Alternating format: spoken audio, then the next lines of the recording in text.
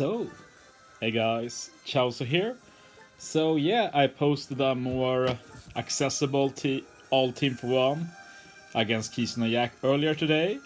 This time it's time for my farm team, and I waited to post it because I wanted to showcase it against higher levels. I've actually spent quite a few Kizuna posts this time. I usually don't do that, but yeah, I was kind of motivated because I enjoy Toki a lot, so I wanted to get to a higher level to try her. And yeah, this team is super solid, and yeah, like if I really went super far, it might run out of damage, but as things stand, it's far from that at least. And yeah, the most inaccessible unit here outside of the two new ones is obviously the Kizuna Usopp, and he's pretty annoying to replace. One thing you can do is run like the Yosu support on Ace, and then something to remove resilience. But yeah, Usopp is just the best choice in general, but yeah, if you don't have him, you can try and replace him for sure. But yeah, Usopp removes both attack down and resilience, and he has KFL support, so we get guaranteed matching slots. And guaranteed matching slot is nice for Toki, because that sets her up for Ace final stage, since there is one variation where you can carry the orb to final stage, so we got that orb control sorted. Otherwise, what's really nice with this team is that no matter the variation, I do the exact same thing against every color. This means that I don't have to think like, oh, it's this variation, I have to do it like this in stage 2 or stage 3. No, it's exactly the same every time. That's very chill. And yeah, I thought I'd try and show how high the damage can go here, and keep in mind, I only hit with one Toki, so there's one Toki left that will hit at an even higher chain. And as you see, almost 500 million just with one Toki, so yeah. Should be getting close to 900 million maybe even, hard to say. So yeah, very solid team. So yeah, I'll play through all variations, but as said, I do this exact same thing every time.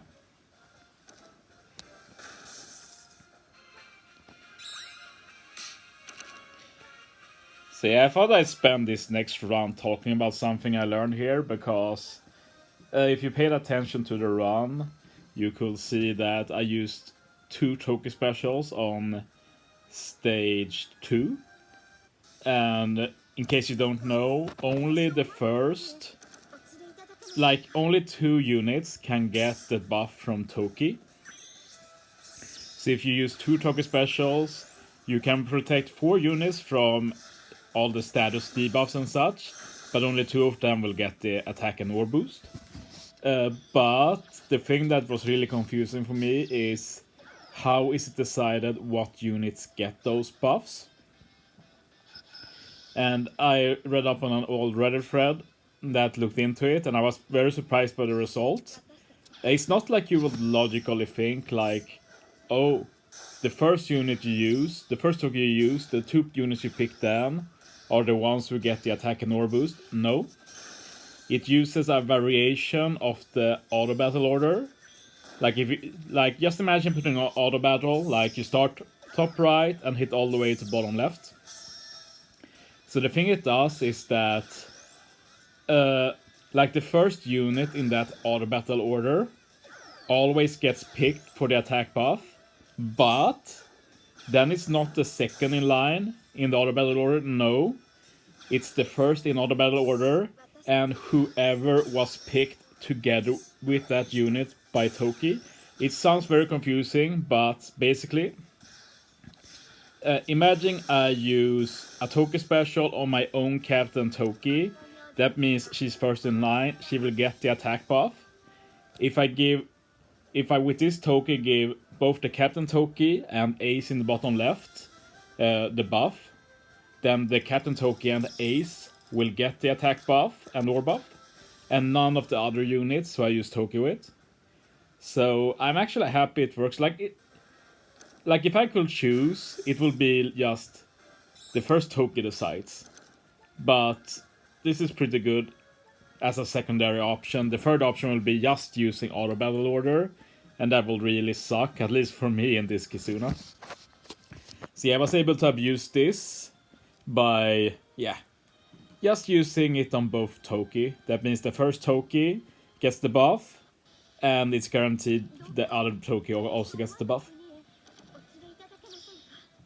Because I tried a different variation of this team at first that would have been higher damage.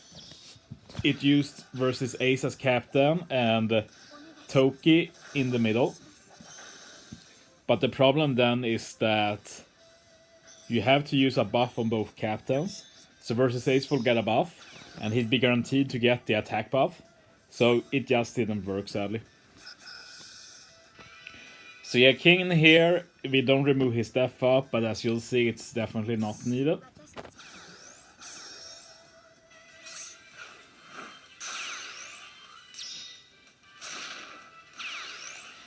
And yeah, this Kinemon is a pretty good unit. We'll see what strength Kinemon I end up using more, if it's the old Colo one or if it's this one. I think this Kinemon is actually super good, but in the end, he's not super unique. Like, he's one of those units when his perfect combo of debuffs end up happening, he'll be good. But Colo Kinemon is a much more unique and hard to replace unit. So, in the end, it's pretty hard to compare them. And yeah, I'm not talking about Kuja Pirates yet, but they will be so good long term with the guaranteed delay conditional, as well as all the buffs they can do. And speaking of good in future Kizuna, we obviously have Toki. Like, we'll find out soon if some big super boss is dead. Obviously she's very good for that, but she'll be good in normal Kizunas as well, whenever you get a chance to use her. But yeah, that's my playthrough. I just thought we'd look a bit at my Kizuna team.